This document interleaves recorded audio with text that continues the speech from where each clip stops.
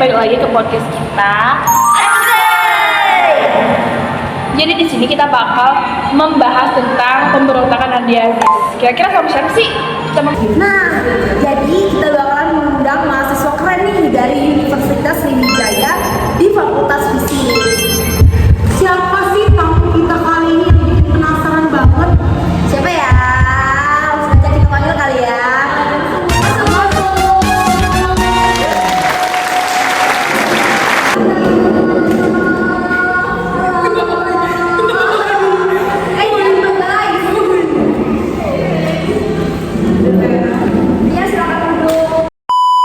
Nah, sebelum kita lanjut di dalam nih, kenalan dulu gak sih? Boleh dari depan aku nih, siapa nih namanya? Halo, saya Kirana.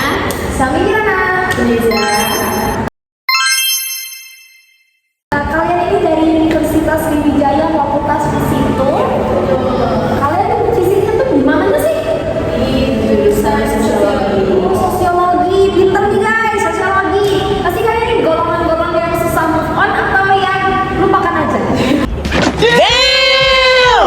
Lupakan aja sih. Asik. Kayaknya sebelum lanjut kayaknya ini tamu-tamu kita tuh keren-keren banget ya. Betul banget guys. Kita harus beri tepuk tangan. Nah, kalian ini masuk Universitas Sriwijaya ini lewat jalur apa sih? Kalau boleh tahu? Kalau aku sendiri tuh jalur UTBK ya. Oh, kamu berapa nih? Dong. Iya.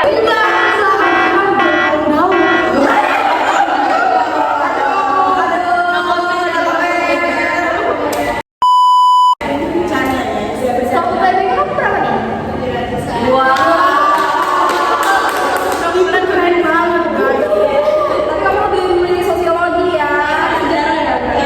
Keren ini anak-anak bangsa yang keren ya. Kalau aku dari jalur SMBP. Wow.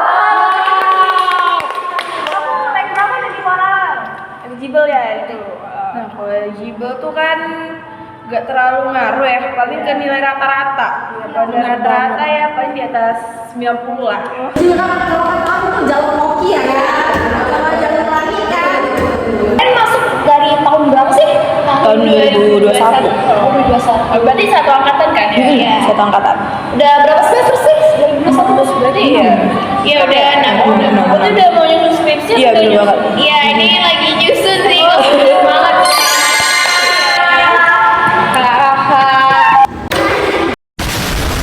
Jadi kita bakalan langsung aja kali ya, jangan sampai lewat apa lagi. Nah kita kan sesuai di judul nih, kita bakalan bahas pemberontakan Andi Aziz.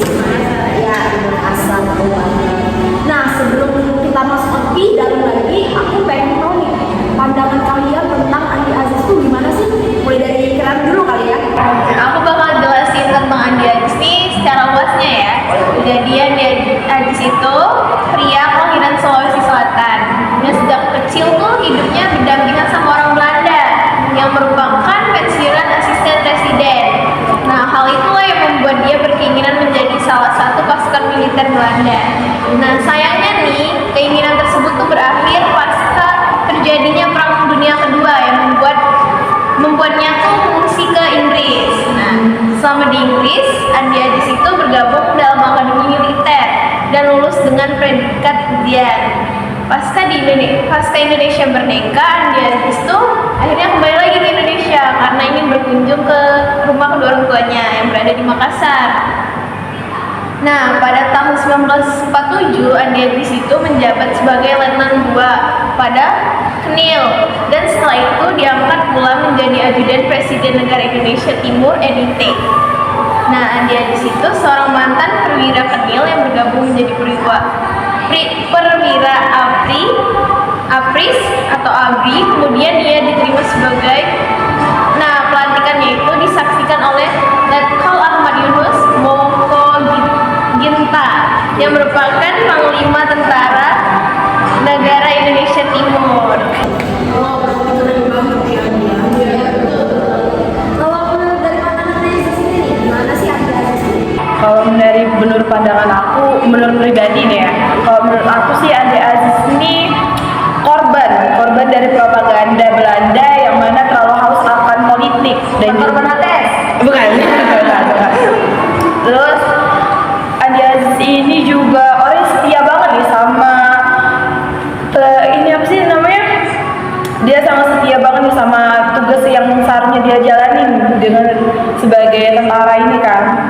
Terus juga dia ini kalau di Makassar tempat kelahiran dia ini dikenal sebagai orang yang ramah, yang apa ya, bisa dibilang Baik lah ya. iya. Jadi sesuai judul tadi kan ini kita membahas tentang pemberontakan Andi Aziz kan ya. Jadi kira-kira apa sih yang membuat Andi Aziz ini memberontak? Apa sih kira-kira latar belakangnya itu kenapa ya sampai dia pengen memberontak itu? Apa masalahnya dia? Kesel ya dia.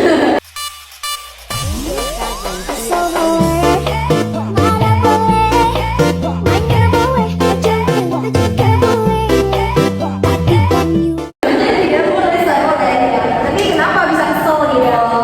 Kalau menurut aku nih ya, Andi Aziz ini melakukan pemberontakan ini karena Andi Aziz ini menolak adanya rencana penyatuan NIT atau Negara Indonesia Timur dengan NKRI Negara Kesatuan Republik Indonesia. Yang mana kala itu Andi Aziz ini termasuk golongan federalis yang menolak penyatuan tersebut. Sebelumnya federalis apa sih? Golongan federalis itu kayak golongan apa ya? Golongan yang ada yang yakin akan serkat gitu. Gimana ya penjelasannya? Gimana ya? Kamu aja nggak tahu apalagi aku. Oh, okay.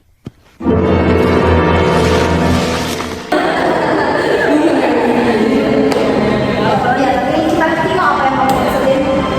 Ya, siapa saja sih yang terlibat di pemberontakan Andi Aziz itu? Jadi yang pertama itu ada Kolonel AE Kaliwarang, itu anggota Kenil, dan yang kedua itu ada Kolonel Soeharto, pemimpin Brigadir 10 atau Garuda Mataram, dan Letkol Warong, pemimpin Angkatan Udara, dan terus ada Kapten Udara Wiridinato, itu pemimpin Angkatan Udara, dan yang terakhir itu tentunya Andi Aziz itu sendiri. Jadi intinya tuh tujuan Andi Aziz melakukan pemberontakan tuh apa ya? Jadi kalau dia tuh menolak adanya penyatuan antara Jadi dia tuh kayak mau Indonesia. dipisahin aja gitu ya? Iya, agar enggak, karena menurut dia kalau kita menyatuin antara negara Indonesia Timur dengan NKRI itu merupakan akal Belanda yang bisa membuat Indonesia ini jadi hancur, bubar, pecah gitu. Berarti dia nggak suka joinan. Mau pisah kayak bisa dibilang tuh secara umumnya tujuan itu untuk bertujuan mempertahankan NIT Negara Indonesia Timur. Nah, terus apa sih dampak dari pemberontakan itu sendiri? Dampaknya itu apa ya? Penasaran ya? Ya iya dong. Oh, lucu deh. Jadi dampaknya itu pemberontakan ada di sini yang pasukan Kenil Indonesia Timur yang dilakukan sejak tanggal 5 April 1950 menyebabkan kerugian berupa kehilangan nyawa dan korban luka berjatuhan baik dari tentara AKRI maupun pasukan NDI itu. Karena dia bangun pemberontakan tersebut. Kalian lapar nggak sih kira-kira? Jadi bilang daripada Kayaknya aku deh yang lapar. Kamu mah lapar mulu itu. Yaudah kita kebetulan ada ini ya. ini udah nyiapin makanan sih sebetulnya. Dan kalian harus cobain makanan daerah kami. Karena benar-benar nggak pernah gagal guys. Ya betul banget. Langsung aja ya.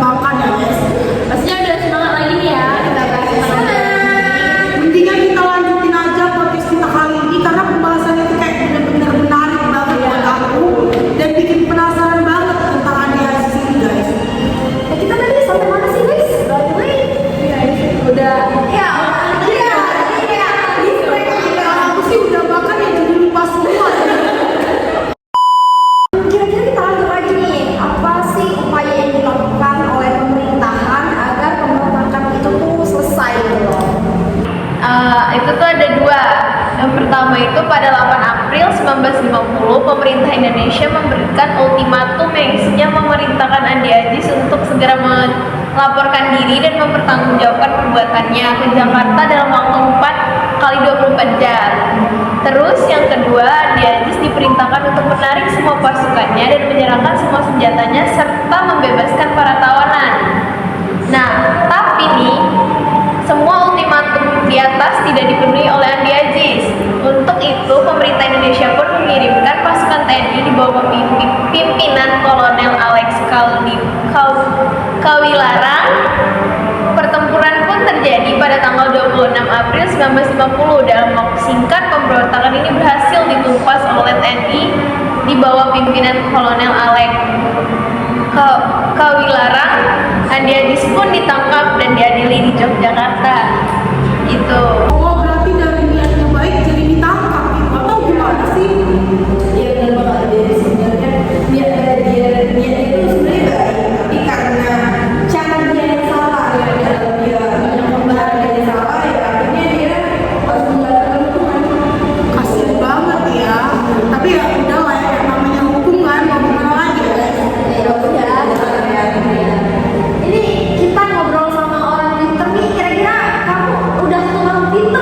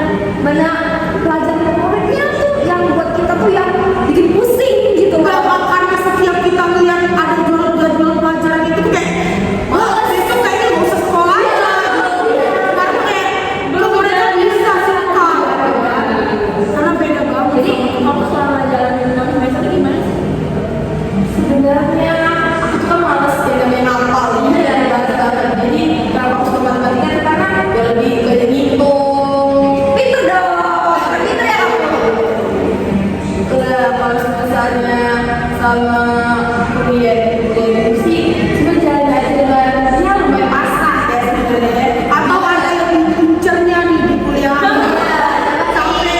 sampai rela-rela belok-belokan gitu. Mereka pada punya pacar belum sih? Iya ampun, sayang banget cari nggak punya pacar. Enggak sih, cewek sepinter ini nggak mungkin Ya nggak mungkin ya. Gimana sih? Kalau kamu gimana sih? Udah punya pacar belum? Apa udah punya narunan jalan-jalan? Saling mengejar cita-cita aja. Ya, kalau kata di TikTok itu aku kejar polisiku, kamu kejar, kamu apa nih? Exosku. Iya. Boleh. Kamu berarti beneran pacaran kamu tuh nana itu. Malu ya. Kayaknya yang nonton ini juga penasaran banget. Iya. Itu pacaran kamu yang ganteng banget gitu loh ya sih. Jadi kita balik lagi ke keasilannya tadi ya. Itu kan apalagi yang paling tahu tentang pemberontakan dia di Makassar. Pasti kalian penasaran gak sih nasib dari negara Indonesia? Oh iya, benar. Jadi kayak pada malam itu ada beberapa dampak pemberontakan yang ada di sini yang juga akhirnya membentuk nasib dari Indonesia Timur. Apa saja sih? Penasaran kan? Ya penasaran dong. Aku dari tadi bilang penasaran dong. Aku udah enggak, masalahnya aku udah nunggu dari tadi. Iya. Kayaknya udah pada serius semua ya. Jadi yang pertama itu IRPDBAPRI, Perdana Menteri NT kala itu mengundurkan diri karena tidak setuju dengan pemberontakan lagi-lagi. Yang kedua itu IR Putu Hena diangkat menggantikan IR Diapri yang merupakan tokoh yang pro republik. Dan yang ketiga itu Sukmawati Wali negara NT pada tanggal 31 April 1950 mengumumkan jika NT bersedia untuk bergabung dengan NKRI. Supaya kayak aku jelasin tadi pas misalnya akhirnya tuh NID masih akhirnya bergabung juga sama NKRI. Nanti orangnya cuma gengsi ya. Balik lagi ke gengsi ya. Karena ujung-ujungnya bakalan join juga. Oke guys, kayaknya udah panjang banget ya pembicaraan kita. Dan aku juga yang tadinya nggak ngerti udah ngerti banget. Iya banget. Jadi kayaknya kita mau berdiri dulu deh karena pasti juga kalian bakal cepet ngerti karena ini asik banget kan. Karena ini udah dipahamin guys, jadi nggak ribet gitu loh. Ya bertele-tele juga kan penjelasannya. Tapi tenang aja, kita bakal kembali lagi dengan konten kita selanjutnya dan bakalan gak kalah keren outputnya dari ini. Iya betul. Dari keren pokoknya keren tuh. Kalau kalian gak mantangin podcast kita tiap hari, kalian bakal nyesel banget. Ini banyak ilmu yang pasti bakal kalian dapetin candaan Daripada anak muda main game terusan, mending kalian liatin podcast kita yang bahas tentang sejarah-sejarah, wawasan sejarah-sejarah Indonesia. Saya main game kan? Sejujurnya aku juga main game kan? Oh ya kan bedanya kan bocah. Lagi ngetren banget